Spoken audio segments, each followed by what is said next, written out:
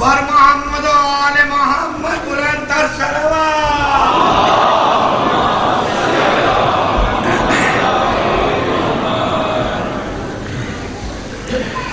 أعوذ بالله من الشيطان الرجيم. بسم الله الرحمن الرحيم. الحمد لله رب العالمين،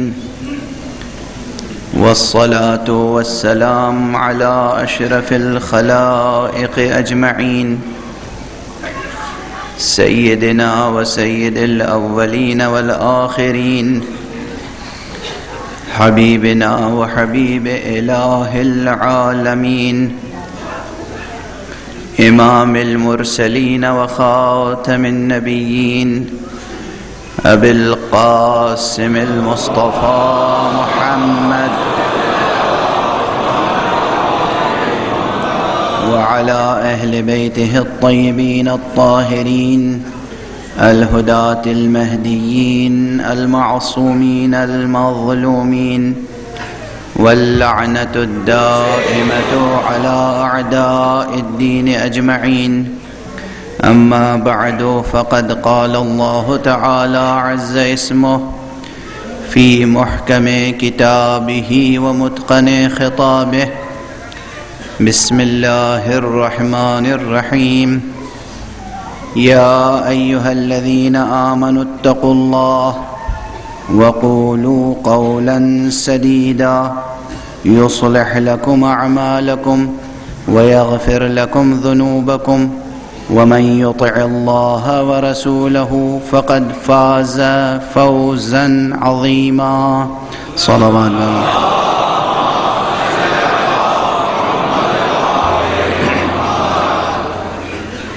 ایک مرتبہ اور بلند تر صلوات.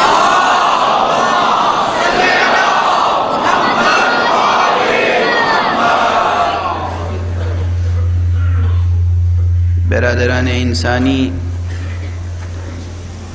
عزیزان ایمانی اور مسلمانان حسینی، قرآن حکیم کے 33ویں سورہ مبارکہ احزاب کی 2 آیتیں آپ کے سامنے تلاوت کرنے کی سعادت حاصل کی گئی. یہ 2 آیتیں بجائے خود بے پناہ مطالب کی حامل ہیں. گزشتہ شب تقریباً گفتگو تمہید میں گزر گئی. ایک اہم نکتہ یہ عرض کیا گیا آپ کے سامنے کہ قرآن مجید میں کوئی تحریف نہیں ہوئی. سورہ مبارکہ احزاب میں بھی کوئی تحریف نہیں ہوئی. سورہ مبارکہ احزاب یہی ہے جو اس وقت موجود ہے، قرآن یہی ہے جو اس وقت موجود ہے. قرآن کی شان اعجاز بے پناہ ہے. کتنے لحاظ سے قرآن معجزہ ہے، اب تک ذہن بشری ان تمام جہات اعجاز قرآنی کا بھی احصاء کرنے کے قابل نہیں ہو سکا. اور اگر ذہن بشری احصاء کر بھی لے، اگر ذہن بشری احصاء کر لے تو پھر معجزہ کہاں رہ جائے گا؟ قرآن معجزہ ہے، بے پناہ معجزہ ہے، اور کتنے جہات سے معجزہ ہے، یہ بات بھی قابل حصر نہیں ہے. جو حضرات مجھے ایک فاصلے پر ایک عمامہ نظر آ رہا ہے، میرا خیال ہے کہ عالم دین ہیں، علماء کی جگہ صدر مجلس میں ہوتی ہے، آگے تشریف لے آئیں، اس طرف تشریف لے آئیں. ایک صلوات پڑھیے محمد.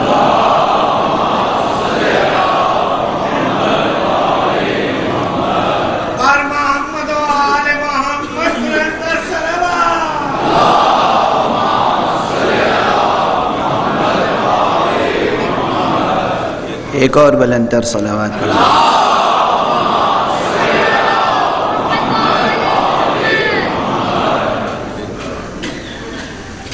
بعض حضرات نے،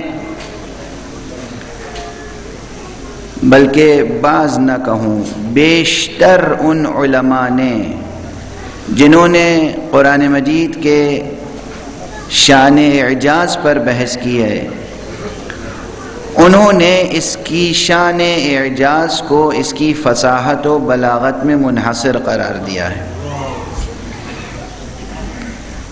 یہ ناچیز طالب علم ہمیشہ اس رائے سے اختلاف کرتا ہے. قرآن مجید معجزہ فصاحت و بلاغت بھی ہے، لیکن معجزہ فصاحت و بلاغت ہی نہیں ہے.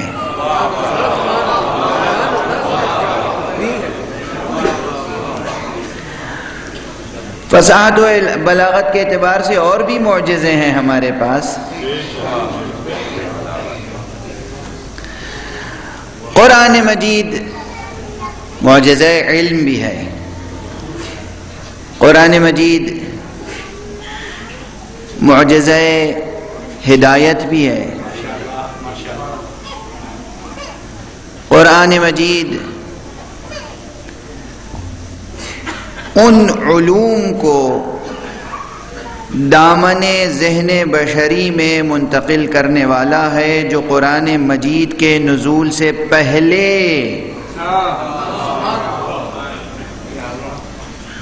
ذہن بشری جن سے محروم تھا.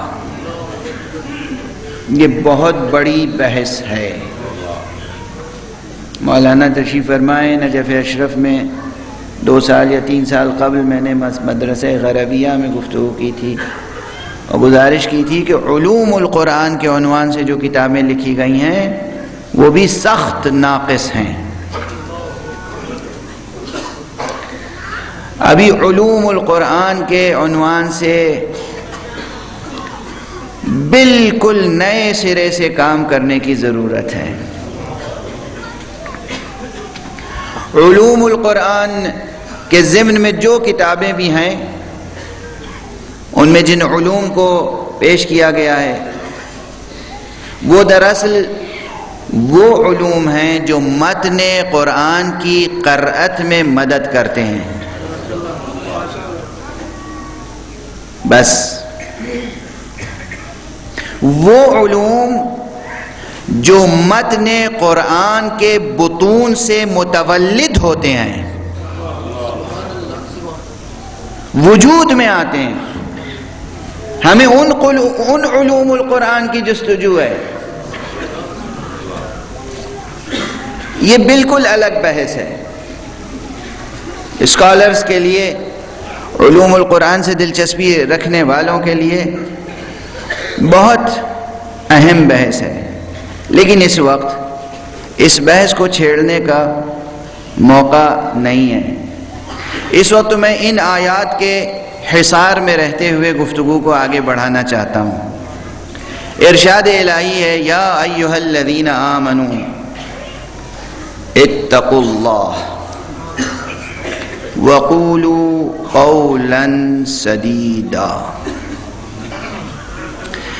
سورہ احزاب کا مطالعہ کیجئے تو عجب کیفیت حاصل ہوگی آپ کو، اور اپنے مومن ہونے پہ ناز کریں گے آپ. شرف ایمانی کوئی کم شرف ہے؟ اس کائنات میں، اس دنیا میں رہتے ہوئے ایک انسان جو سب سے بڑا شرف حاصل کر سکتا ہے وہ شرف ایمان ہے. اور جس کا ایمان اجزائے ایمانی کے لحاظ سے جتنا کامل تر ہوگا وہ اتنا ہی شریف تر اور عظیم تر ہوگا، اجزائے ایمانی کے لحاظ سے۔ تو سب سے بڑا شرف ایمان ہے، مومن ہونا، کلمہ لا الہ الا اللہ، یہ کلمہ عظیم ترین حقیقت ہے، اس میں پوشیدہ اہل ایمان ہونا بہت بڑا شرف ہے۔ لیکن یہاں ایک اور پہلو سامنے آتا ہے۔ سورہ مبارکہ احزاب میں شروع ہوتا ہے سورہ کس خطاب سے؟ بسم اللہ الرحمن الرحیم، یا ایہا النبی اتق اللہ ولا تطع الکافرین والمنافقین، یا ایہا النبی اتق اللہ ولا تطع الکافرین والمنافقین، اے اللہ کے نبی آپ اللہ کے لیے تقوی اختیار کریں۔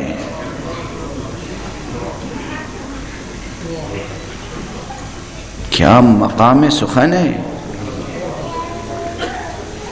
وَلَا تُطِعِ الْكَافِرِينَ وَالْمُنَافِقِينَ، اور دیکھیے کافروں کی اور منافقوں کی ہرگز بات نہ سنیں۔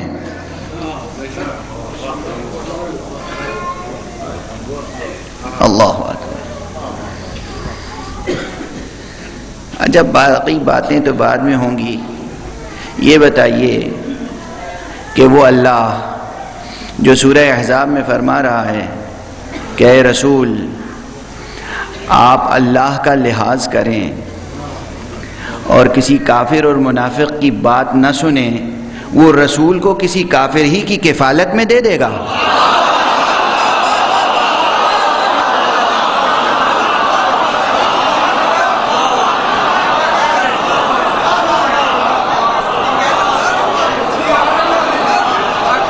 صلوات پڑھ دیجئے محمد۔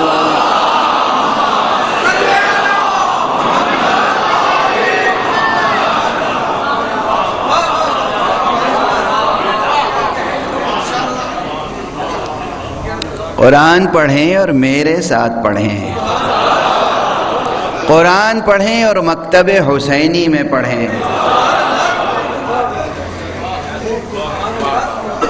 یا ایھا النبی اتق اللہ،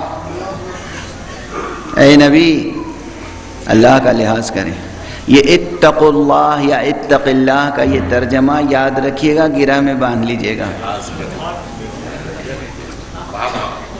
اتق اللہ، خدا کا لحاظ کرو، یہ ترجمہ نہ کیجئے گا کہ خدا سے ڈرو۔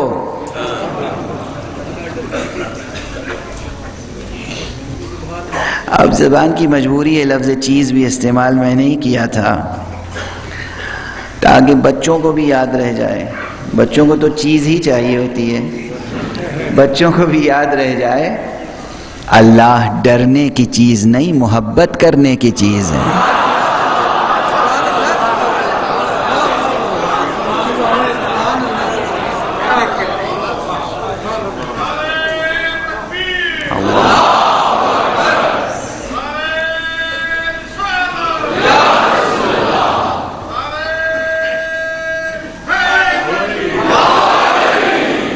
اللہ اللہم صل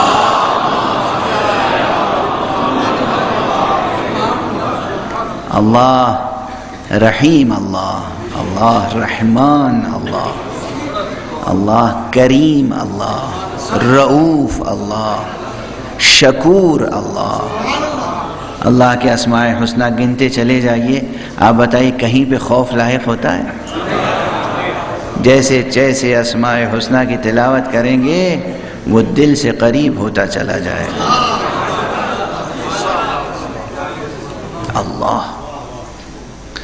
اللہ سے کیسا خوف؟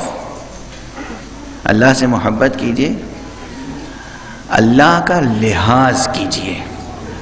اتقوا اللہ، اللہ کا لحاظ کرو۔ سورہ احزاب میں تقریباً 5 مرتبہ یا ایھا النبی آیا ہے، اور تقریباً 6 مرتبہ یا ایھا المؤمنین آیا ہے. یعنی گویا سورہ مبارکہ احزاب 2 حصوں میں تقسیم ہے، آدھا نبی سے خطاب ہے، آدھا مومنین سے خطاب ہے. یہ سورہ احزاب. اور کیا کیا مقامات ہیں اس میں. سورہ احزاب میں آپ کے مراتب و مقامات بھی ہیں، اور نبی صلی اللہ علیہ وآلہ وسلم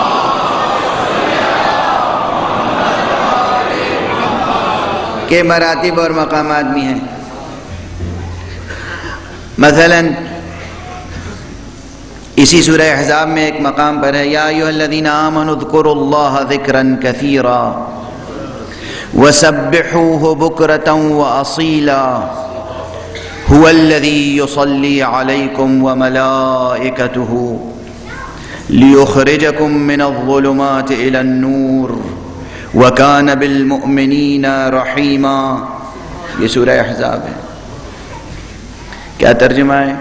عجب مقام سخن ہے، عجب مقام سخن ہے. یا ایھا الذین آمنوا اذکروا اللہ ذکرا کثیرا، اے ایمان لانے والو اللہ کا ذکر کرو اور ذکر کثیر کرو.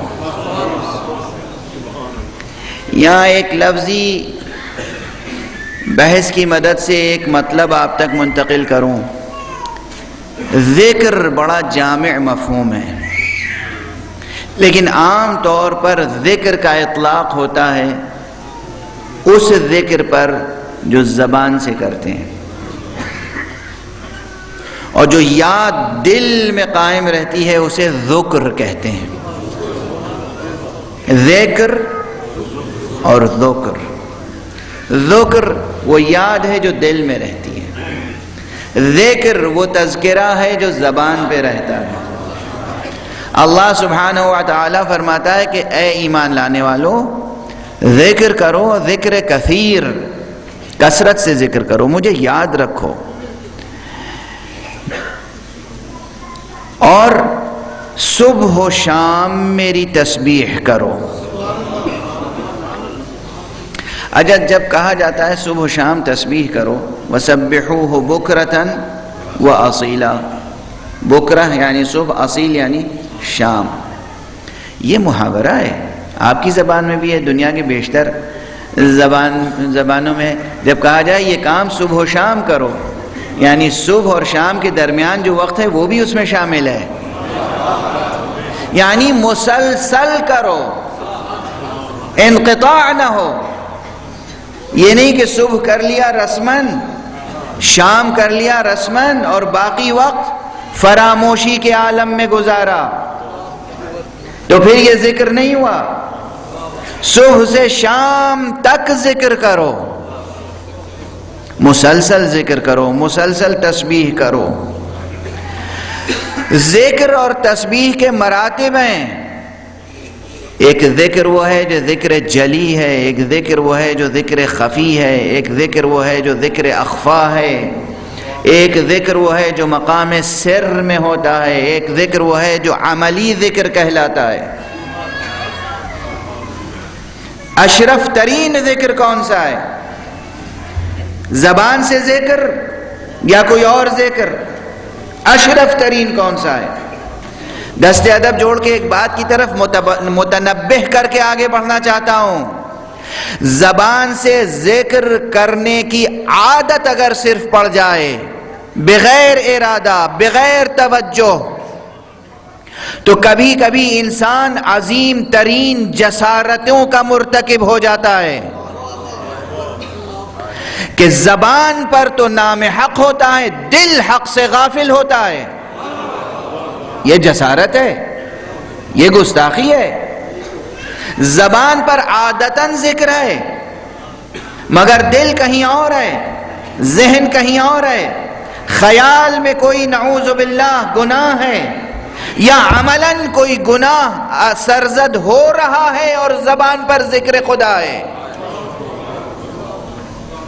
اگر عادتاً صرف ذکر زبان پر رہا تو اسی لیے کہا جاتا ہے افضل ترین، اشرف ترین، قوی ترین، مؤثر ترین ذکر وہ ہے کہ چاہے زبان خاموش ہو مگر یاد خدا ایسی راسخ ہو کہ انسان کسی نافرمانی کو انجام دینے ہی نہ پائے. اصل یاد خدا یہ ہے کہ خدا کو یاد کر کے انسان گناہ سے کنارہ کش ہو جائے. جب سامنے گناہ کرنے کا موقع ہو، جب کوئی بھی حائل نہ ہو، کوئی بھی حارج نہ ہو، کوئی بھی رکاوٹ درمیان میں نہ ہو، انسان گناہ کے لیے آزاد ہو، اس وقت یاد خدا کر کے گناہ سے باز رہے. یہ ہے ذکر. اصل ذکر یہ کوئی نہیں.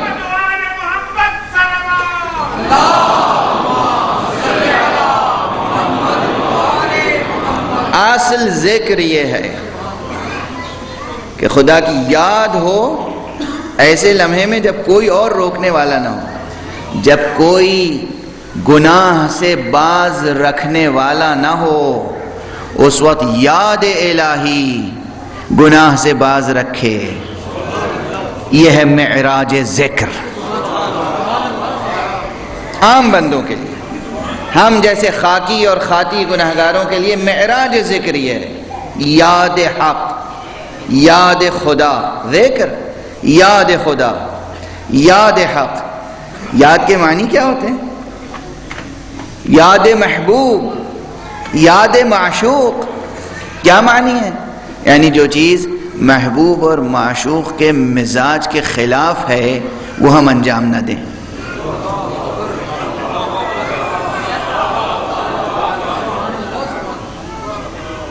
جو چیز معشوق کے مزاج کے خلاف ہے وہ ہم انجام نہ دیں. یہ ہے کمال.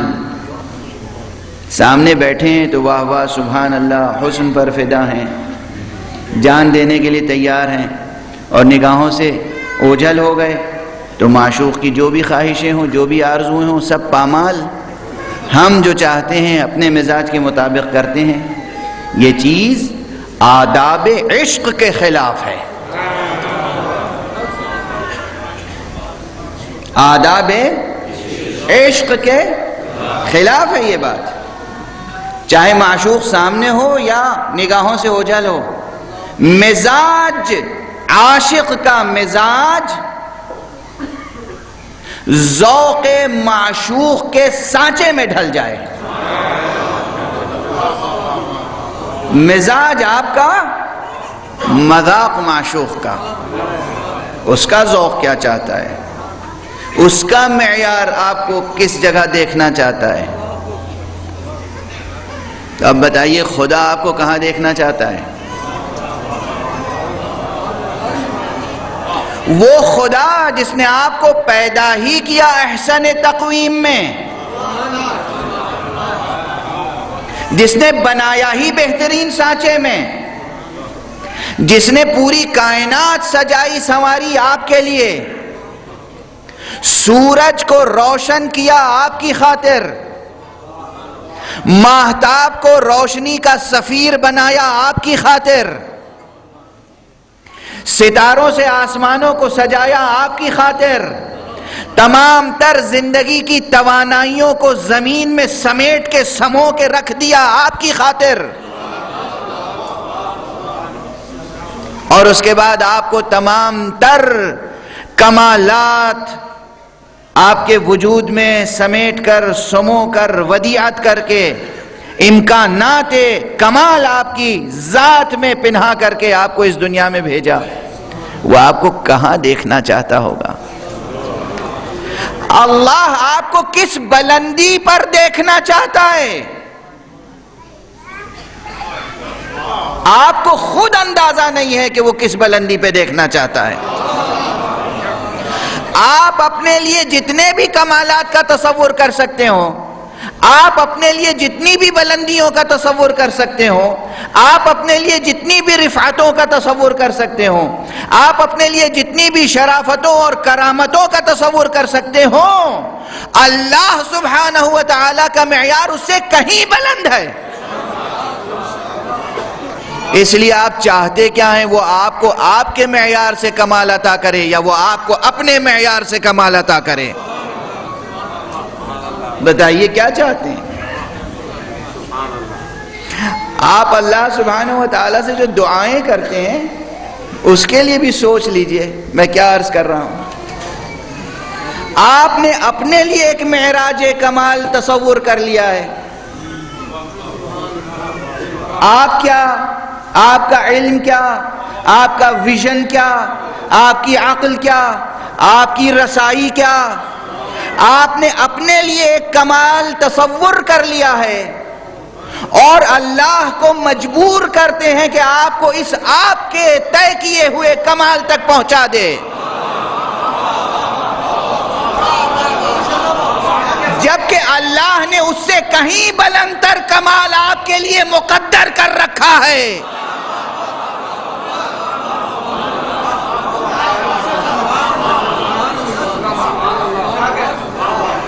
اب یہ آپ کو طے کرنا ہے مقام دعا میں اس کے معیار کمال تک پہنچنا ہے یا اس کو اپنے معیار کمال کا پابند بنانا ہے۔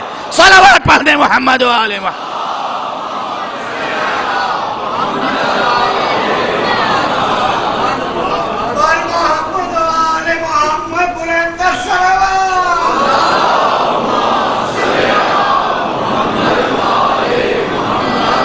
تصور کر رہے ہیں آپ؟ بات واضح ہے، روشن ہے۔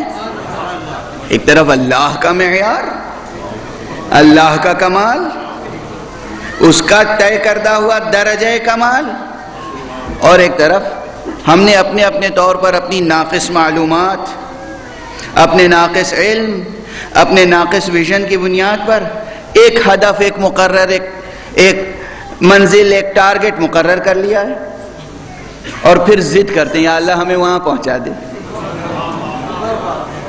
اللہ چاہتا ہے آپ کو آسمان پر پہنچائے، آپ چاہتے ہیں آپ کھجور میں اٹکے رہیں۔ صلوات پڑھ دیجئے محمد والے۔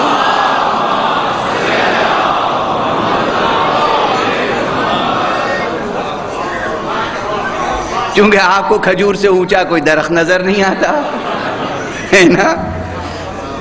مقام دعا میں حوصلہ بلند رکھیں اور اس کی یاد کو برقرار رکھیں۔ یا ایھا الذین آمنوا اذکروا اللہ ذکرا کثیرا وسبحوہ بکرۃ واصیلا۔ اے ایمان لانے والو، ذکر حق کرو، ذکر خدا کرو، اس کا ذکر کرو، اس کی یاد قائم رکھو اور ذکر کثیر کرو،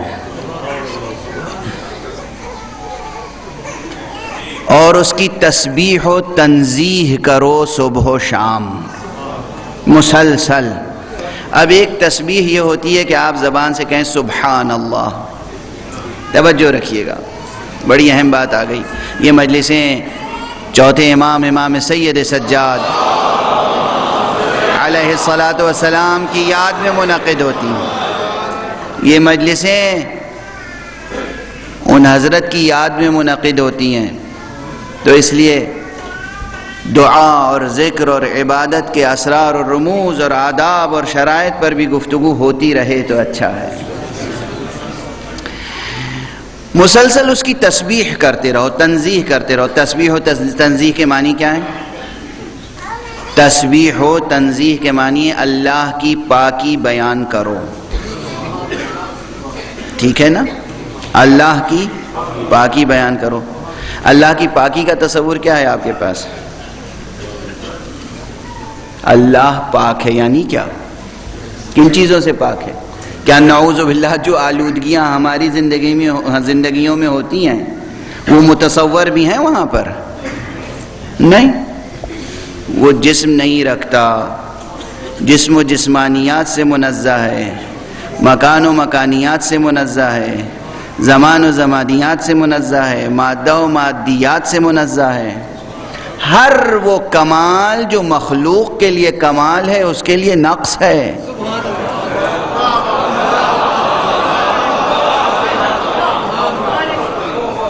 جو ہمارے آپ کے لیے کمال ہے اس کے لیے نقص ہے۔ تو پھر اس کی پاکی کے کیا معنی ہوتے ہیں؟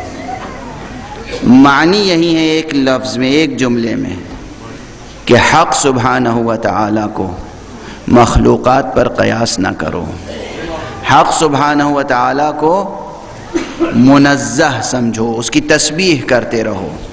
اچھا، حق سبحانہ و تعالیٰ کو منزہ سمجھنے اور تسبیح کرنے کا ایک طریقہ تو یہ ہے کہ زبان سے سبحان اللہ سبحان اللہ سبحان اللہ کہتے رہیں۔ یہ زبان کا ذکر ہے، یہ زبان کی تسبیح ہے۔ اب ظاہر ہے یہ مکتبی بالکل بات ہو جائے گی، مگر بچوں جوانوں کے لیے کہتا چلوں تو اچھا ہی ہے کہ یہ ہماری روحانی اور نورانی اور مذہبی ثقافت کے کلیدی الفاظ ہیں۔ یہ وہ الفاظ ہیں، وہ اصطلاحیں ہیں جو ہمارے بچوں کو یاد رہنی چاہیے۔ مثلا تسبیح کے معنی ہیں ظاہری طور پر لفظی اعتبار سے، وہ ڈکشنری میننگ تو ہی ہیں اپنی جگہ، تسبیح یعنی اللہ کی پاکی بیان کرنا، مگر ایک اصطلاح یہ بھی ہے تسبیح یعنی سبحان اللہ سبحان اللہ سبحان اللہ بار بار کہتے رہنا۔ یہ لفظ سبحان اللہ کی تکرار کرنا یہ ہے تسبیح۔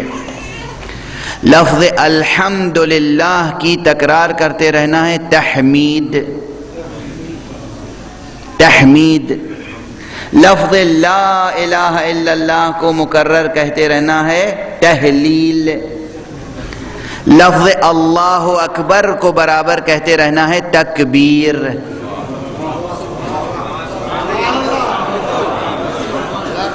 یہ سب ذکریات کی اصطلاحیں ہیں، تہلیل، تسبیح، تحمید، تمجید، یہ سب چیزیں جو ہیں کہتے نہیں فرشتوں کی شان یہ ہے کہ اللہ نے بہت سے ایسے فرشتے خلق فرمائے ہیں کہ جب سے وہ خلق ہوئے ہیں کوئی تحلیل کر رہا ہے تو مسلسل تحلیل کر رہا ہے، کوئی تحمید کر رہا ہے تو مسلسل تحمید کر رہا ہے، کوئی تکبیر میں مصروف ہے تو مسلسل تکبیر میں مصروف ہے، کوئی تسبیح کر رہا ہے تو مسلسل تسبیح کر رہا ہے۔ میں دست ادب جوڑ کے ایک جملہ کہنا چاہتا ہوں، اصل میں اگر وہ جملہ یاد ہو معصوم کا، معصوم نے کہا کہ ہم نے تسبیح الہی کی تو ملائکہ نے تسبیح کی، ہم نے تحمید کی تو ملائکہ نے تحمید کی، ہم نے تقدیس کی تو ملائکہ نے تقدیس کی۔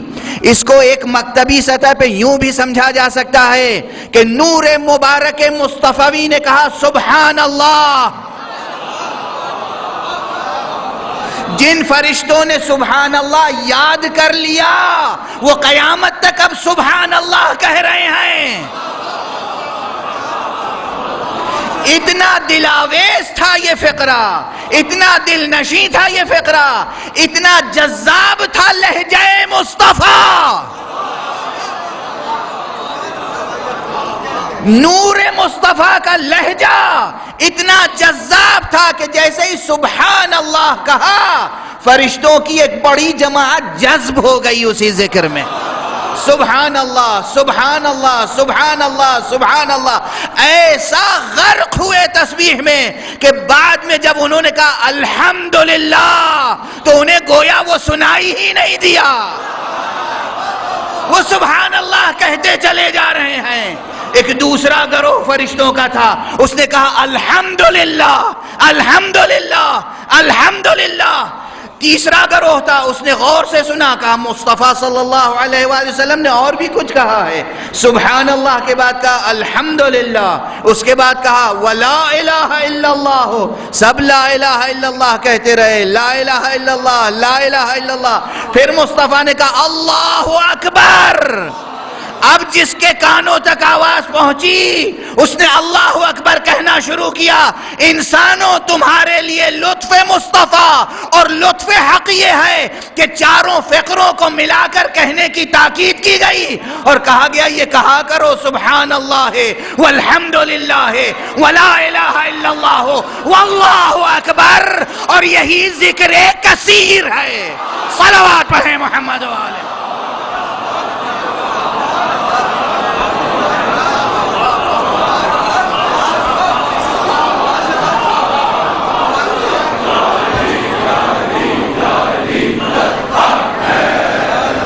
یہ ذکر مبارک ذکر کثیر ہے. یہ ذکر مبارک ذکر کثیر ہے. روایات میں ہے دو اہم ترین مصداق ذکر کثیر کے ہیں. روایات میں دو مصادیق ذکر کثیر کے ہیں. حکم دیا گیا نا یا ایھا الذین آمنوا اذکروا اللہ ذکرا کثیرا، اے ایمان لانے والو ذکر حق کرو ذکر کثیر. ذکر کثیر اور ذکر کثیر کیا ہے؟ سبحان اللہ والحمد للہ ولا الہ الا اللہ واللہ اکبر. یہ ذکر کثیر ہے. اس لیے اگر ایک درجہ تعمیل ارشاد کا حاصل کرنا ہو، حکم ہے حق کا، اذکروا صیغہ امر کا ہے، سبحوا صیغہ امر کا ہے، امر ہے حکم ہے تو بجا لانا ہے. اب جب بجا لانا ہے تو کم سے کم کون سی مقدار ہو سکتی ہے کہ یہ ادا ہو جائے واجب؟ تو یہ لطف معصوم تھا کہ اس ذکر کو نماز کی تیسری اور چوتھی رکعت میں شامل کیا.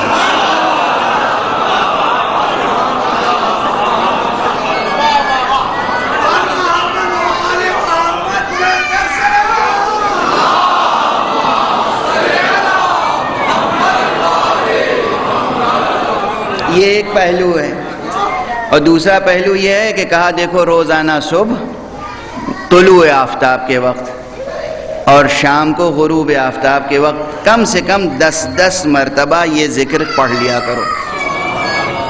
جوانوں، عزیزوں، بزرگوں، کوئی بہت بڑا ذکر تو نہیں آپ سے گزارش کر رہا ہوں، ذکر تو بڑا ہے لیکن طویل، جس سے آپ تھک جائیں، نعوذ باللہ اکتا جائیں. اس اعتبار سے کوئی ایسی چیز تو نہیں گزارش کر رہا ہوں. یہ ذکر مبارک ذکر کثیر کا مصداق روزانہ 10 مرتبہ صبح اور 10 مرتبہ شام. کوئی مشکل ہے؟ پابندی ناغہ نہ ہو. جو لوگ انشاءاللہ کہہ رہے ہیں وہ یاد رکھیں کس فرش پہ کہہ رہے ہیں.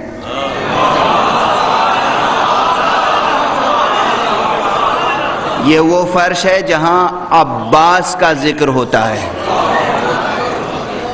حضرت عباس امام وفا، جو عہد کرو اس کی وفا کرنا، بے وفائی نہ ہو، نعوذ باللہ بد عہدی نہ ہو. جو عہد کریں اسے پورا کریں.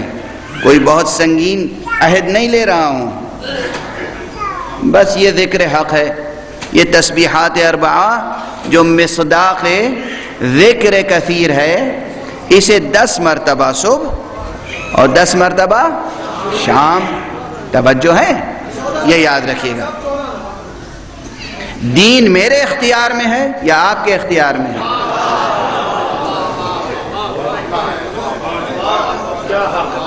دین میرے اختیار میں ہے یا آپ کے اختیار میں؟ جو بات روایت میں ہے وہ عرض کر رہا ہوں.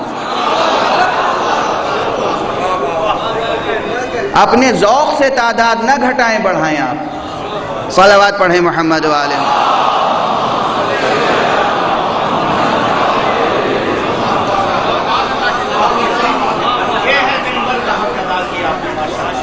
ذکر کثیر کا ایک مصداق یہ ہے ذکر کثیر کا دوسرا مصداق. یاد ہے نا یہ کیا تھا؟ اس ذکر میں جز کیا تھا؟ ایک جز تسبیح ہے، ایک جز تحمید ہے، ایک جز تکبیر ہے، ایک جز تحلیل ہے. ٹھیک ہے نا؟ یہ سبحان اللہ ہے، والحمد للہ ہے، ولا الہ الا اللہ واللہ اکبر، 4 جز کا یہ ذکر کثیر ہے. ایک اور مصداق ہے، وہ ہے تسبیح زہرا سلام اللہ علیہ.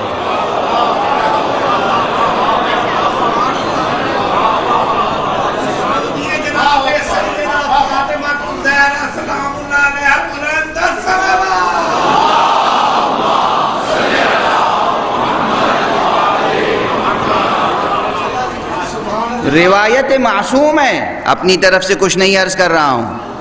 کل کہہ چکا ہوں جھوٹی روایت بیان کرنے والوں پہ لعنت ہے. روایت میں کمی اور بیشی کا کسی کو اختیار نہیں ہے. دین ہے، شاعری نہیں ہے. شاعری شریعت نہیں ہے. شاعری ہے، شریعت ہے. جوانوں، عزیزوں، بزرگوں، یہ جملہ یاد رکھو، مجبوراً مکرر عرض کرتا ہوں.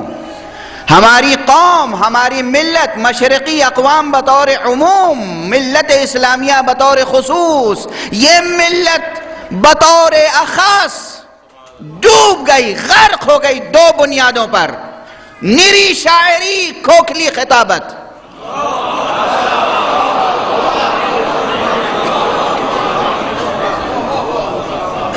شاعری کو آپ نے شریعت سمجھ رکھا ہے. میں مجبور ہوں کہ یہ مطالب مقرر عرض کروں. ابھی حیدرآباد میں گزارش کر کے آیا، کراچی میں گزارش کر کے آیا. مزاج کیا ہو گیا ہے؟ یہاں بہت سے حضرات ہوں گے کم سے کم شاعری کا ذوق رکھتے ہوں گے، شعراء ہوں گے، ادبا ہوں گے. شاعری ایک بڑا نفیس فن ہے. فن کا فن ہے، علم کا علم ہے. شاعری کھیل نہیں ہے جسے لڑکے کھیلیں. شاعری بھی فن ہے. یہ آتش کا مصرع ہے، میں نے تھوڑی سی تبدیلی کر دی چونکہ میرا ذوق اسے قبول نہیں کرتا. انہوں نے لڑکے نہیں کہا ہے، لڑکا کہا ہے. شاعری کھیل نہیں ہے جسے لڑکا کھیلے. ایک نسخے میں یوں ہی مصرع ہے. اب میں تو اس مصرے کو یوں پڑھتا رہا ہوں کہ شاعری کھیل نہیں ہے جسے بچے کھیلیں. اور دوسری جگہ دوسرا مصرع اور اسی استاد شاعر آتش نے کہا ہے کہ شاعری بھی کام ہے آتش مرصع ساز کا. شاعری فن ہے، علم ہے. کون سا فن ہے، کون سا علم ہے؟ شاعری میں بطور خاص الفاظ کو تولا جاتا ہے. کس چیز کو تولا جاتا ہے؟ الفاظ. یہ لفظ جو آپ کی زبان سے نکلتا ہے، یہ لفظ تولا جاتا ہے. کتنی لطیف شے ہے شاعری، کتنا نازک فن ہے. اور لفظ کو تولنے کا ہنر ہے. لفظ کو تولنے کی اپنی ترازو ہے. جو لوگ علم عروض یعنی شاعری کی وزنی پیمائش کا علم عروض، فاعل فاعل فاعل فاعل فعول فعول فعول فعول مستفعل مستفعل مستفعل مستفعل، یہ افاعیل و تفاعیل، یہ ارکان، یہ بحور، یہ پورا ایک علم ہے. جو لوگ یہ علم نہیں جانتے اور شاعری کرتے ہیں وہ ٹھوکر کھاتے ہیں. ان کو کبھی معیاری شاعر کا درجہ نہیں ملتا. واضح ہے؟ اور اگر مجھ جیسا کوئی مولوی ہو جسے بالکل ہی یہ فن نہ آتا ہو تو شعراء ادبا جو مستند شعراء ہیں وہ اپنی صف میں مجھے بٹھائیں گے؟ نہیں بٹھائیں گے. کیسی صفائی سے آپ نے کہہ دیا میرا دل ٹوٹ گیا.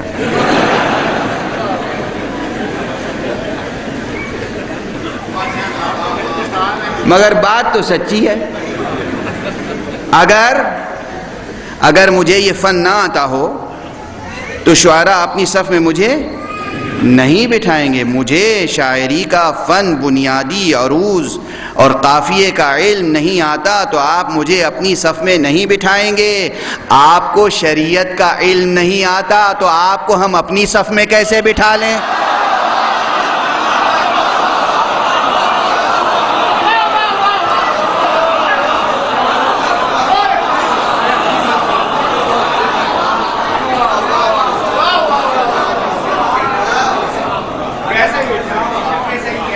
آپ نے عربی زبان نہیں پڑھی، آپ نے منطق نہیں پڑھی، آپ نے فلسفہ نہیں پڑھا، آپ نے اصول فقہ کا علم حاصل نہیں کیا، آپ نے فقہ کا علم حاصل نہیں کیا، آپ نے اصول حدیث نہیں پڑھے، آپ نے علم درایت الرجال کو حاصل نہیں کیا، آپ نے تفسیر کا علم اصول تفسیر کے ساتھ حاصل نہیں کیا، آپ نے تعویل کا علم اصول تعویل کے ساتھ حاصل نہیں کیا، آپ نے اصول عقائد کا مطالعہ نہیں کیا، پڑھا نہیں، آپ نے علم کلام حاصل نہیں کیا.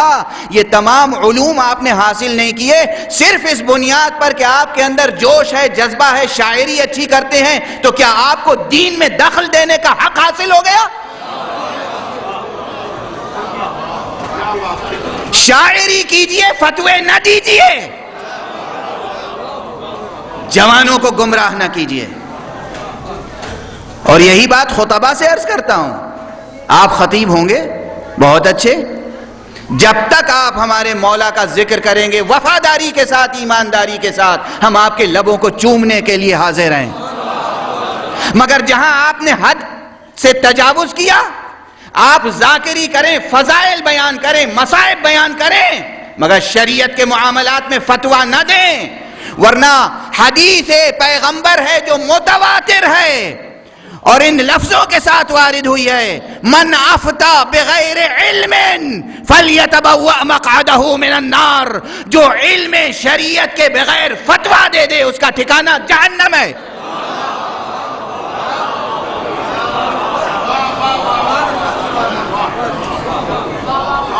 اصول ہیں، قاعدے ہیں، ضابطے ہیں.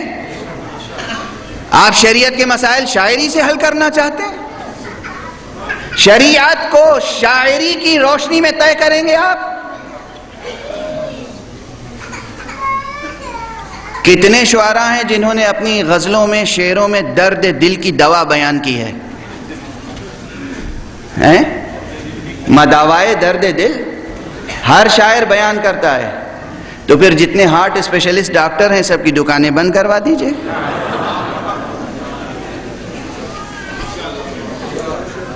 شعراء کے پاس ہے نہیں ہے؟ کس قدر جزم سے، کس قدر حنک کے ساتھ، کس طنطنے کے ساتھ، یا کس دلسوزی کے ساتھ، کس خلوص کے ساتھ درد دل کی دوا بیان کرتے ہیں. کرتے نہیں کرتے؟ آپ کا خلوص اپنی جگہ، آپ کی دلسوزی اپنی جگہ، آپ کی شاعری اپنی جگہ، آپ کا تخیل اپنی جگہ. یہ جو اس پسلیوں کے پیچھے قلب صنوبری ہے، اسے اگر درد لاحق ہو گیا تو آپ کی شاعری سے اس کا مداوا نہیں ہو سکتا. نہیں ہو سکتا نا. تو شاعری کو الگ رکھنا پڑے گا، زندگی کو الگ. اسی طرح آپ میں جذبات ہیں، آپ میں عقیدت ہے، آپ میں محبت ہے، آپ فضائل کی شاعری کرتے ہیں، آپ مصائب کی شاعری کرتے ہیں، مگر دین دین ہے. دین کے اصول و فروع اور شریعت کے مسائل اور عبادات و معاملات کے مسائل شاعری سے حل نہیں ہوتے، قال اللہ قال رسول اللہ کی روشنی میں حل ہوتے ہیں. صلوات پڑھتے محمد و آل محمد.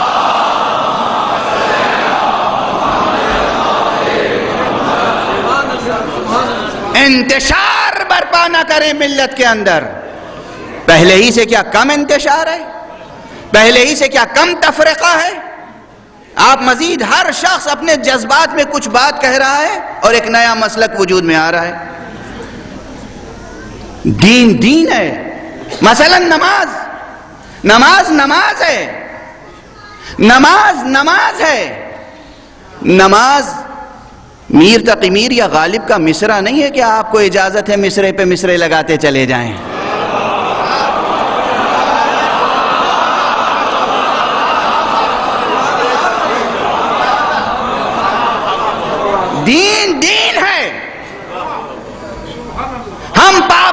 اس نماز کے جو محمد رسول اللہ صلی اللہ علیہ وآلہ وسلم نے پڑھی.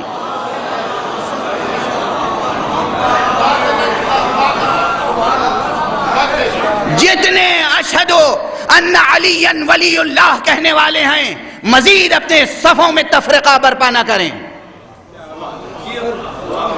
علی ولی ہیں خدا کے، علی محافظ ہیں قرآن کے، علی محافظ ہیں دین کے. کل میں عرض کر چکا ہوں قرآن میں تحریف نہیں ہوئی، اس لیے نہیں ہوئی کہ علی موجود تھے. ہم نماز میں بھی تحریف نہیں ہونے دیں گے، اس لیے کہ ہم غلامان علی زندہ ہیں.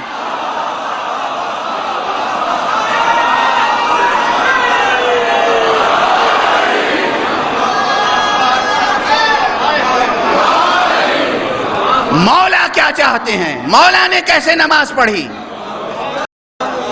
فقہا طے کریں گے،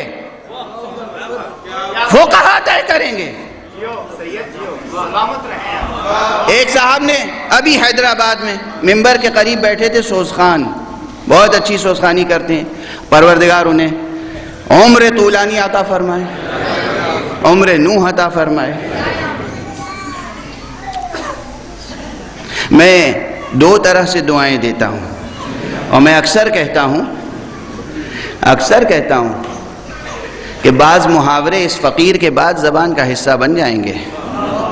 جب کسی سے خوش ہوں آپ تو کہیں اللہ آپ کو عمر نوح عطا کرے، اور کسی سے ناراض ہوں تو کیا کہیں گے؟ موت کی دعا دینا تو مومن کی شان کے خلاف ہے. کہہ دیجئے اللہ آپ کو عمر شیطان عطا کرے.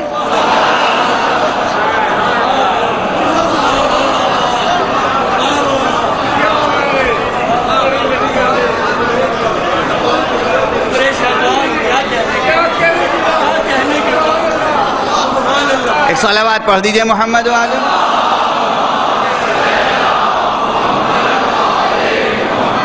ہم کسی کے مرنے کی دعا نہیں کرتے.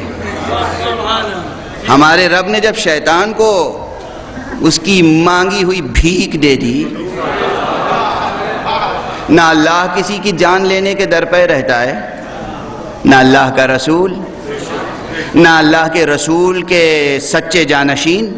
اسی لیے کبھی سوال نہ کرنا کہ اگر معلوم تھا کہ یہ کریں گے اور وہ کریں گے تو ان کو قتل کیوں نہیں کر دیا، ان کو قتل کیوں نہیں کر دیا. قتل کرنا ان کی شان کے خلاف تھا.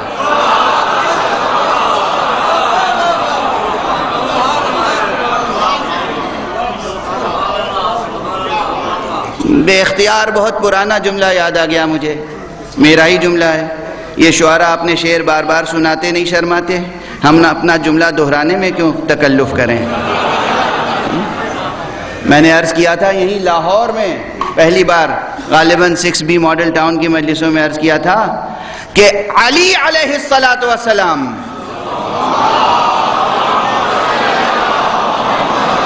امیر المؤمنین امام المتقین علی ابن ابی طالب علیہ السلام کے لیے کسی کا قتل کرنا مجبوری تھی، فضیلت نہیں.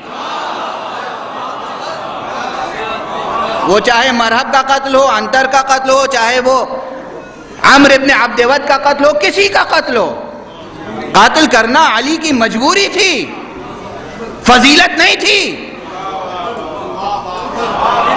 قاتل کرنا علی کی مجبوری تھی. علی موت کا پیغام لے کر نہیں، زندگی کا پیغام لے کر آئے تھے.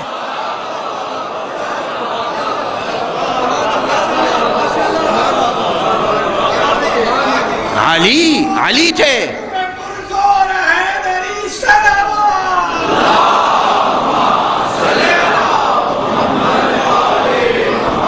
علی ہیں امیر المؤمنین امام المتقین وصی رسول رب عالمین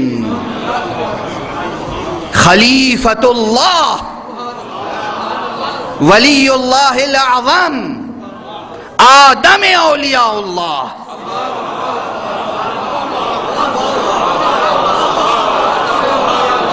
آدم اولیاء اللہ، آدم خاکی نہیں، آدم نوری.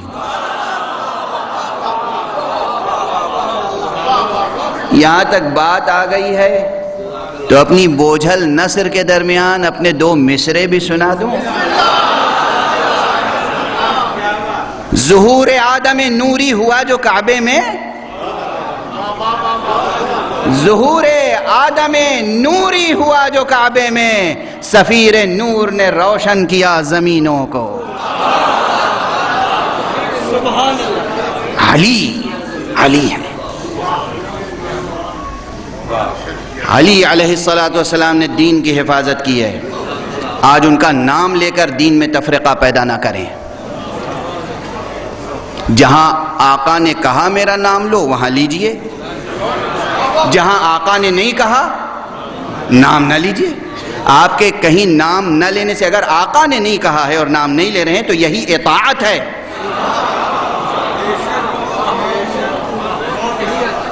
آقا نے نہیں کہا نہیں لیتے، آقا نے کہا ہے لیں گے. آقا نے کہا گردن کٹا دو گردن کٹا دیں. آقا نے کہا چپ بیٹھو چپ بیٹھ گئے. آقا کے مطیع اور فرما بردار رہنا ہے یا سرکش؟ سرکش غلام کسی کو پسند نہیں آتا.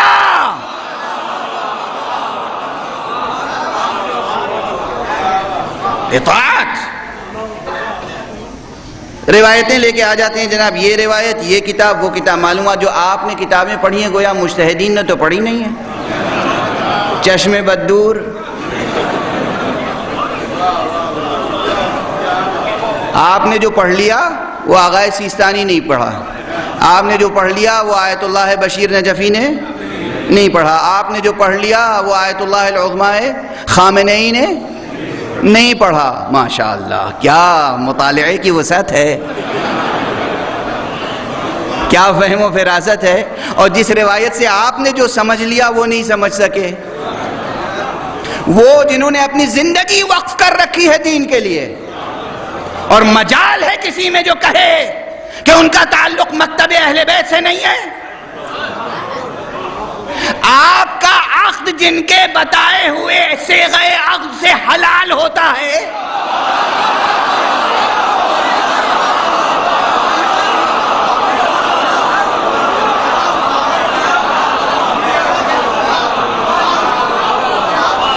ان کی شان میں جو گستاخی نہ کریں. سوچیں کیا کہہ رہے ہیں. آپ کی تہذیب کا تقاضا کیا ہے، آپ کی ثقافت کا تقاضا کیا ہے. علماء کے خلاف لعن ہو رہا ہے، فقہا کی شان میں گستاخی ہو رہی ہے. ہم کسی فقیہ و مجتہد کو نہیں مانتے. یہ انکحتو مؤکلتی مؤکلکا یہ سب کس نے سکھایا ہے آپ کو؟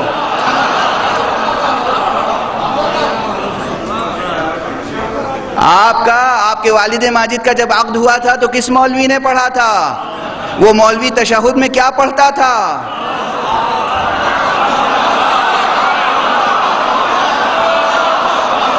حد سے آگے نہ بڑھیں. تہذیب اہل بیت سیکھیں، تہذیب علی ابن ابی طالب سیکھیں، تہذیب محمد مصطفیٰ صلی اللہ علیہ وآلہ وسلم سیکھیں. دین میں تفرقہ پیدا نہ کریں، مضبوط رہیں. جو بھی ولایت علی ابن ابی طالب کا عقیدہ رکھتا ہے وہ سب ایک دوسرے کے ساتھ متحد ہو جائیں. آج سے کوئی کسی کے خلاف ایک حرف نہ کہے. آپ کو متحد رہنا ہے. آپ کی زندگیاں، آپ کے مال، آپ کی آبرو، آپ کی نسل سب امانت ولایت محمد و آل محمد ہے. امام زمانہ کی امانت ہیں. آپ ایک دوسرے کا لحاظ کریں. یہ فقہا آیت اللہ العظمی سید علی حسینی سیستانی، نام کیا ہے علی، نسب کیا ہے حسینی. آیت اللہ العظمی سید علی حسینی خامنئی، نام کیا ہے علی، نسب کیا ہے حسینی. سید حسینی نام علی، زندگی وقف کر دی ہے دین حق کی حمایت کے لیے، اور آپ ان کی شان میں گستاخی کرتے ہیں. آج پوری دنیا جس شیعی طاقت سے گھبرا رہی ہے،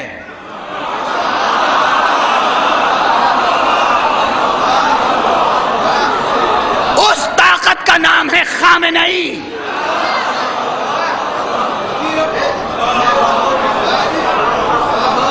یہ کیا کوئی چھپا ہوا راز ہے؟ یہ کوئی ڈھکی ہوئی بات ہے؟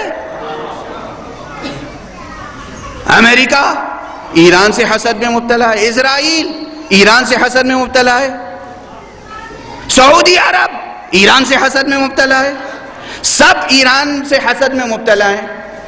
آپ یہ بتائیے، اچھا امریکہ کا مذہب تو عیسائی مذہب ہوگا یا وہ یہودیوں کے حصار میں ہے، اسرائیل کا مذہب یہودی مذہب ہے، حضرت سعودی عرب کا مذہب کیا ہے؟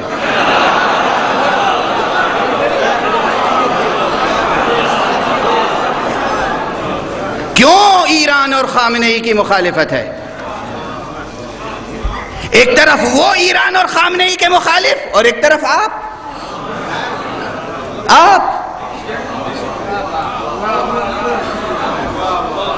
خدا کا لحاظ کریں، رسول کا لحاظ کریں، بی بی زہرا کا لحاظ کریں، ائمہ اطہار کا لحاظ کریں، اپنی قوت کو پارا پارا نہ کریں، متحد ہو جائیں استقبال امام عصر کے لیے. شاعری اپنی جگہ ہے، خطابت اپنی جگہ ہے، ذاکری اپنی جگہ ہے. جو بھی مولا کا ذاکر و عزادار و ماتمدار ہے اس کی خاک قدم میرے آنکھوں کا سرما ہے. ہم آپ سب کی عزت کرتے ہیں، محبت کرتے ہیں، دل سوزی کے ساتھ دست ادب جوڑ کے التماس کر رہے ہیں. غور کریں مسئلے پر، غور کریں مسئلے پر، آپس میں تفرقہ نہ کریں. کوئی نئی وحی نازل نہیں ہوئی ہے.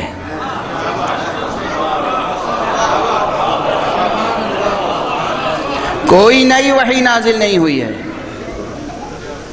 شریعت تبدیل نہیں ہو سکتی، نماز میں تبدیلی نہیں ہو سکتی. تشہد جس طرح پڑھتے آئے ہیں ہم اسی طرح پڑھتے رہیں گے. یہ جو کلمہ ہے اللہم صل علی محمد و آل محمد، اس میں چہاردہ معصومین کا ذکر ہے، علی سے لے کر امام مہدی تک سب کا ذکر ہے.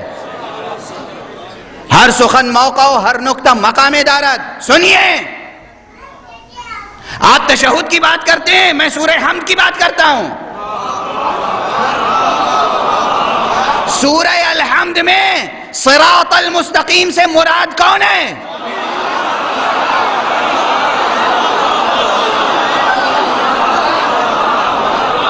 قسم ہے قرآن کی، قسم ہے کعبے کی، قسم ہے مقام ختم نبوت کی، قسم ہے عرش الہی کی، قسم ہے کرسی الہی کی، قسم ہے لوح و قلم کی، صراط مستقیم سے مراد علی ابن ابی طالب.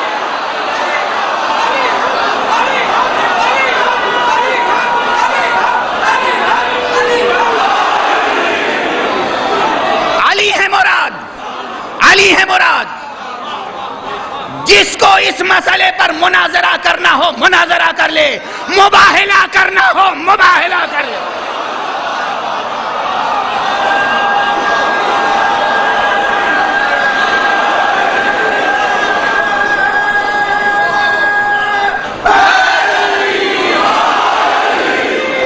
سنیں، صبر سے سنیں. علی ہیں. صراط مستقیم کون ہے؟ علی ہیں. کیا مجھے اجازت ہے کہ کل سے اس طرح پڑھوں؟ اہدنا الصراط المستقیم صراط علی؟ اجازت ہے؟ کیوں؟ مراد تو انہی کی ذات پاک ہے. کیوں؟ ذات تو انہی کی مراد ہے. جن لفظوں میں جہاں ذکر کا پابند بنایا گیا ہے وہاں انہی لفظوں میں ذکر ہوگا. جن لفظوں کا جہاں پابند کر دیا گیا ہمیں وہاں انہی لفظوں کا پابند ہونا ہے. انہی لفظوں کا پابند ہونا ہے. اپنی طرف سے ہم تبدیلی نہیں کر سکتے، کمی نہیں کر سکتے، اضافہ نہیں کر سکتے. سنو، ہدیہ لے کے جاؤ، آج کی مجلس کا تبرک لے کے جاؤ. غور سے سننا، میرے جملوں کی ویسی تفسیر نہ کرنا جیسی قرآن مجید کی تفسیر دشمنان اہل بیت کرتے ہیں. سنو، مولا امیر المومنین علی، کسی جوان نے پوچھا کہ حضور میں تشہد کیسے پڑھوں؟ میں نے کہا اشہد ان لا الہ الا اللہ وحدہ لا شریک لہ واشہد ان محمدا عبدہ ورسولہ اللہم صل علی محمد وآل محمد۔ اس نے کہا حضور تشہد اتنا ہی ہے؟ میں نے کہا بالکل اتنا ہی ہے، اتنا ہی تشہد ہمیں سکھایا گیا، یہی ہم قیامت تک پڑھیں گے۔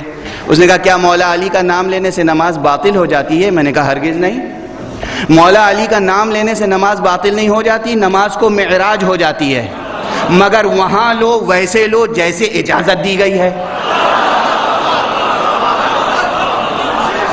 مسئلہ عالم سے پوچھو نا، پنجاب کے رہنے والے ہو، عربی نہیں آتی، فارسی نہیں آتی، تو آیت اللہ العظمیٰ بشیر نجفی سے جا کے پوچھو، پنجابی میں جواب دیں گے تمہیں۔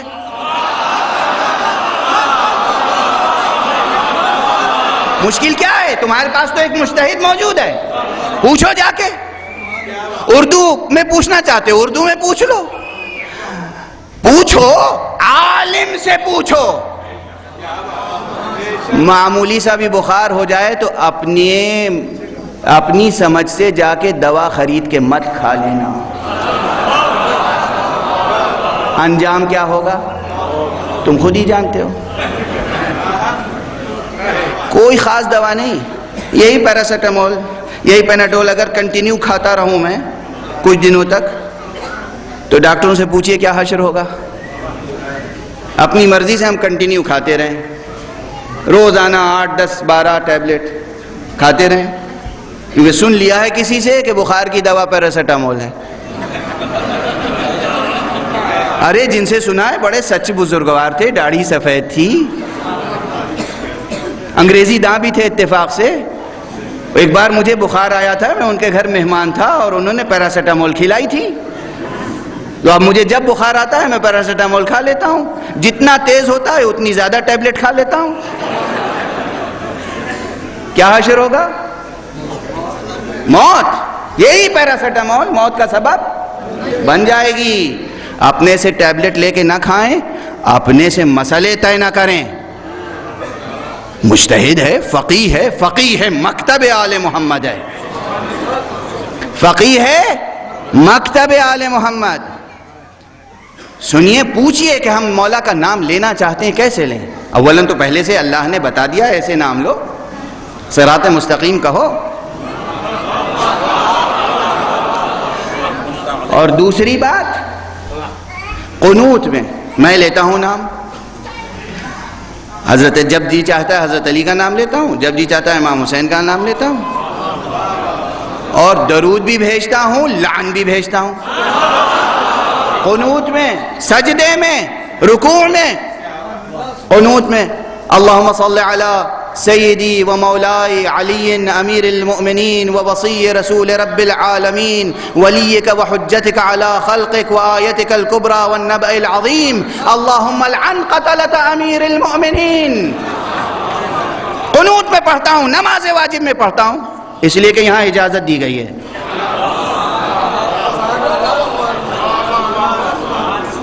یہ نہیں ہے کہ نماز میں نام نہیں لے سکتے، مگر پابند رہو، پوچھو کہاں لیں، کیسے لیں، کس طرح لیں، ہر چیز کے آداب ہوتے ہیں۔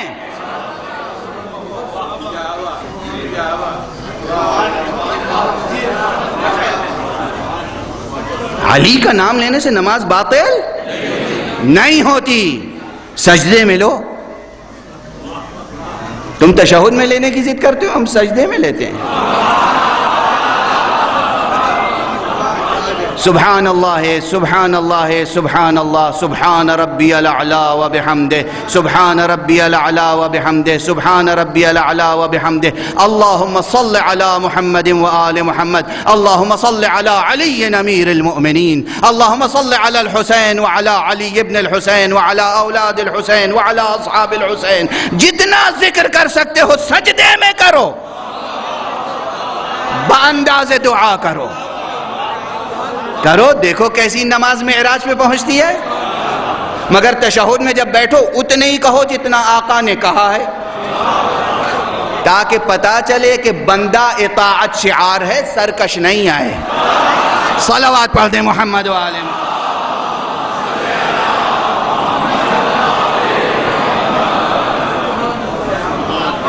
ایک اور بلند تر صلوات.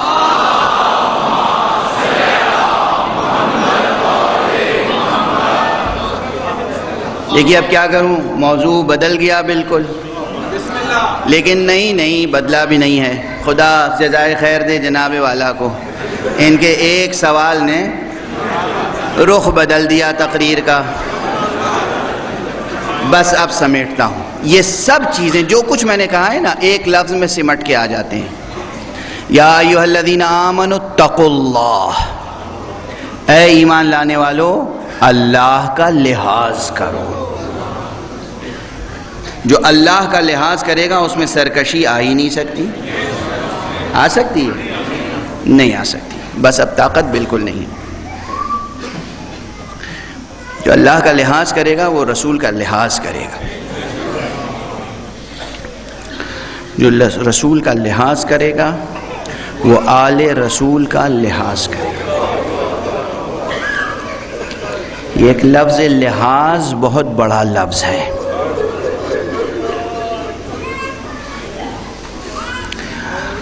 اور آل رسول کی تہذیب،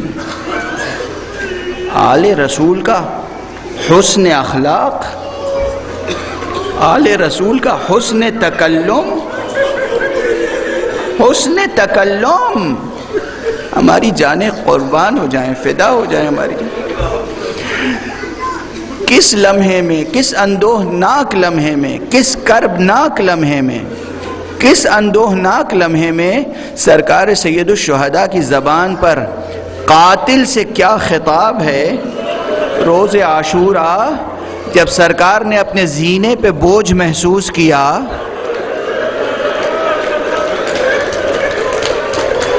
تو ایک مرتبہ فرمایا، معلوم ہے کہ قاتل ہے، فرمایا لقد ارتقیت مرتقا عظیما، تو نے بہت بلند جگہ قدم رکھا ہے. طالما قبلہ رسول اللہ اس سینے کو بوسہ دیا کرتے تھے.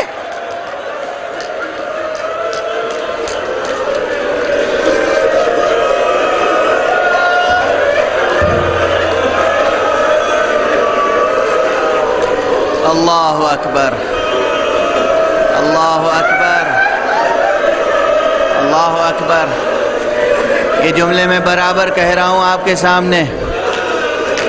اف، اللہ اکبر. کیا جملہ ہے، کس وقت میں ہے، کس قدر ضبط کے ساتھ، تحمل کے ساتھ، جیسے کسی کو سمجھا رہے ہوں، جیسے کسی کو تعلیم دے رہے ہوں، جیسے کسی کی تربیت کر رہے ہوں، جیسے کسی نادان کی تربیت کر رہے ہوں. تو نے بہت بلند جگہ قدم رکھا ہے. یہ وہ سینہ ہے جسے رسول اللہ بہت بوسہ دیا کرتے تھے.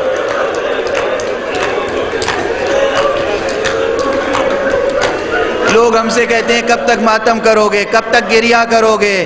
اگر تم شہید مانتے ہو تو گریہ کیوں کرتے ہو؟ شہید زندہ جاوید ہوتا ہے، زندہ جاوید کے لیے گریہ نہیں کیا جاتا. ہم شہادت کے مرتبے پہ فائز ہونے پہ گریہ نہیں کرتے، ہم ان گستاخیوں کو یاد کر کے سر و سینہ پیٹ. حسین کا سینہ اور شمر کی بے ادبی،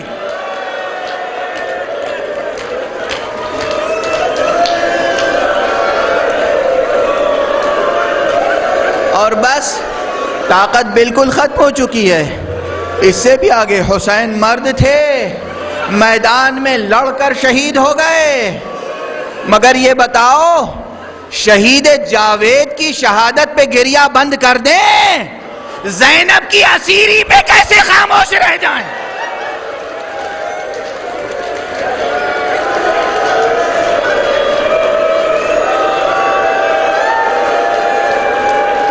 آل رسول، زینب، ام کلثوم، رباب، لیلا، سکینہ، کس طرح انہیں اسیر کیا گیا، کس طرح رسن بستہ کیا گیا، کس طرح بے کجاوا ناقوں پہ سوار کیا گیا. اور ایک روایت تو غضب کی ہے، میں کیا کروں، روایت کتاب میں نے اپنی آنکھوں سے پڑھی ہے اس لیے نقل کر رہا ہوں.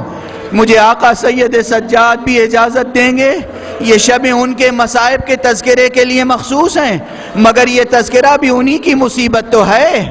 جناب سید سجاد سے کیسے ضبط ہوا ہوگا، کیسے صبر ہوا ہوگا جب انہوں نے دیکھا ہوگا حسین کی ایک 4 سال کی بچی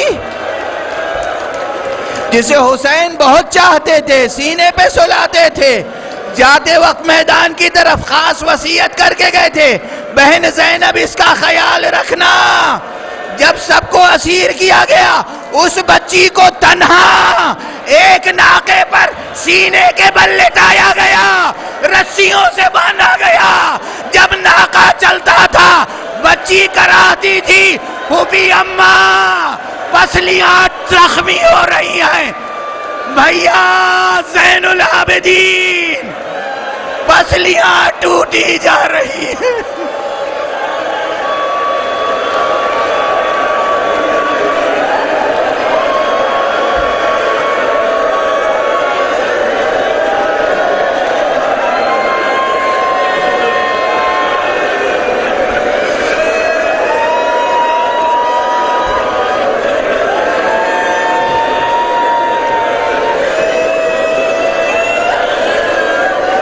انا للہ وانا الیہ راجعون رضا بقضائہ وتسلیما لامرہ۔ پروردگار ہمارے اس نوحہ ماتم کو قبول فرما، پروردگار اس اشک عزا کو قبول فرما، پروردگار تمام شیعیان آل محمد کو متحد فرما، پروردگار تمام ملت اسلامیہ کو متحد فرما، پروردگار ملت اسلامیہ کو تہذیب آل محمد کے سانچے میں ڈھال دے، پروردگار فیضان آل محمد کو تمام عالم بشریت کے لیے عام کر دے، اور اپنے ولی آخر کو اذن ظہور عطا فرما، ان کے ہاتھوں سے اپنی رحمت و رافت و عدالت کا پرچم لہرا دے۔ مجھے نظر آ رہا ہے کہ سامنے علم آ رہا ہے، آپ حضرات علم کا استقبال کریں۔